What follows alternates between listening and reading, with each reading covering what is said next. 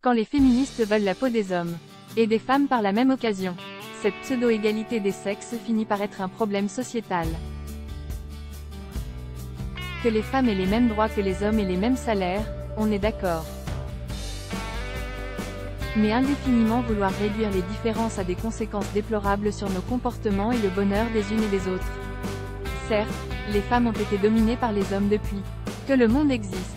Faut-il pour autant venger sa race, comme le revendique notre prix Nobel de littérature Annie Ernaux? Certes, il faut rétablir la situation, mais occupons-nous d'abord et surtout des dernières esclaves de l'humanité que l'on cache à nos yeux en les voilant dans des pays en guerre idéologique et religieuse. Iran, Pakistan, vers l'indifférenciation mais stop à ce féminisme qui relève plus d'une idéologie anti-masculine. Et arrêtons de penser que toutes les femmes sont battues, car cela nuit à celles qui le sont vraiment. Pour soi-disant remédier une bonne fois pour toutes à ce qu'on appelle les violences sexistes et sexuelles, il faudrait désormais indistinctement considérer les femmes et les hommes en toutes circonstances, ne plus les différencier. Le bout du nivellement n'est pas que professionnel, il est sociétal.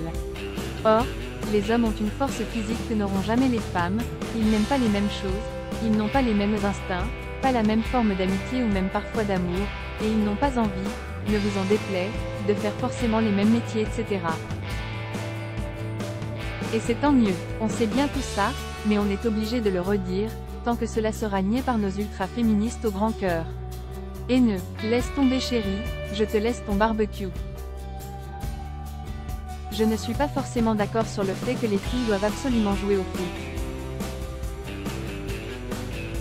Et si elles préfèrent les tutus, les hommes sont priés de se mettre à la couture, d'accoucher en même temps que leurs femmes, si certaines peuvent se satisfaire que les pères adoptent la couvade africaine, point trop n'en faut non plus. Laissons aux femmes le triomphe de la maternité. Les pères ne doivent pas être des mères comme les autres, et surtout avec toutes les mêmes attributions.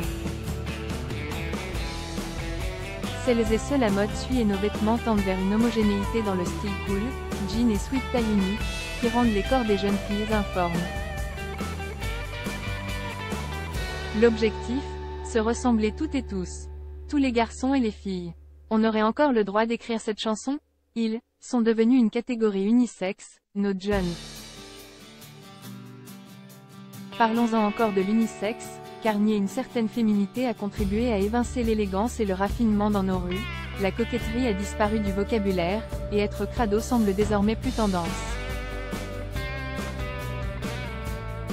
Même la haute couture ne sait plus à quel code se vouer. Le celles et ceux qui a envahi les discours, un véritable échec oratoire, ne reflète pas la réalité de ce qui est en train de se produire, car en fait on nous veut de plus en plus identiques ou interchangeables. Tout cela est assez malsain, le sous-jacent étant que l'homme est par définition coupable et qu'il faut le punir et le déviriliser, qu'il ne doit pas être dominant. Moi, j'aime bien, et surtout ce n'est pas ainsi que l'on empêchera les femmes d'être maltraitées, voilées, ou violées. Simultanément, la sexualité elle-même est devenue unisexe.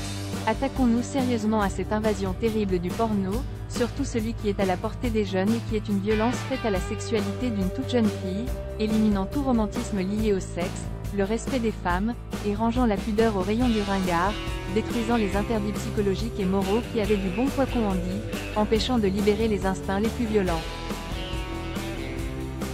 Confusion des genres, confusion des genres. Il faudrait que les hommes se féminisent, qu'ils luttent contre leur nature profonde qui serait de brimer et écraser les femmes. Gommer toutes les caractéristiques dites masculines dans la vie quotidienne. Ah bon? J'aime bien que les hommes portent ma valise, ils sont plus forts quand même. Mais je dois la tirer grâce aux roulettes, c'est plus égalitaire. Je ne suis pas capable de changer de chaîne, de zapper correctement, je ne veux pas descendre la poubelle mais je ne veux pas non plus que mon homme repasse mon chemisier, je ne trouve pas ça sexy.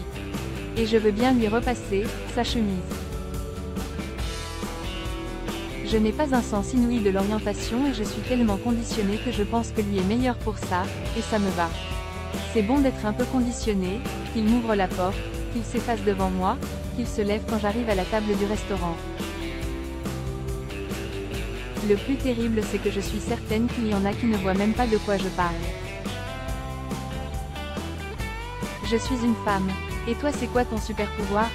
Laissez-nous des gentlemen, des romantiques, des bricoleurs du dimanche, des soupirants, quelques machos au cœur tendre, des rugueux affectifs, des sigisbés. Pas des brutes. J'aggrave mon cas. Laissez-nous nos vrais hommes.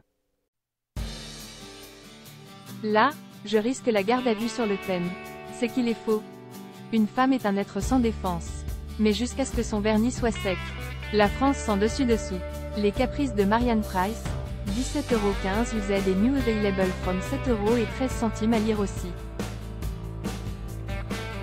Du même auteur Les hommes viennent de Mars, les femmes de Vénus et le Haut Conseil à l'égalité entre les femmes et les hommes tombent de là. Abonné Guerre du feu et psychanalyse des entrecôtes le barbecue, un objet maudit pour Sandrine Rousseau.